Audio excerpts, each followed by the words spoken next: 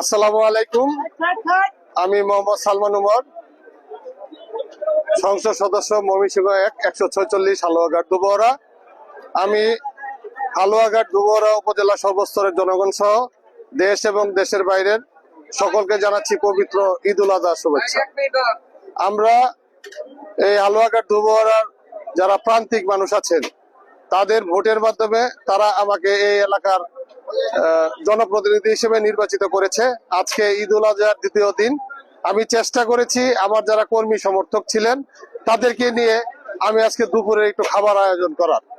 এই উপলক্ষে আমাদের হালুয়াঘাট এবং দুবহরার বিভিন্ন উপজেলার বিভিন্ন ইউনিয়নের বিভিন্ন প্রান্ত থেকে মানুষরা এসেছে এখানে ঈদের শুভেচ্ছা বিনিময় করার জন্য। তারা ঈদের শুভেচ্ছা বিনিময়ের পাশাপাশি দুপুরের খাবার তারা খাচ্ছেন। খুব আনন্দ ঘন পরিবেশে আমরা এই ঈদ উল আজহা উদযাপন করছি। আপনারা অবগত আছেন আমি সংসদ সদস্য নির্বাচিত হওয়ার পরেই আমার এলাকার যে সমস্যাগুলা সেই সমস্যাগুলা নিয়ে ইতিমধ্যে আমি মহান জাতীয় সংসদে কথা বলেছি। প্রত্যেকটা বিষয়ের উপরে আমি নজর রেখে কথা বলার চেষ্টা করেছি।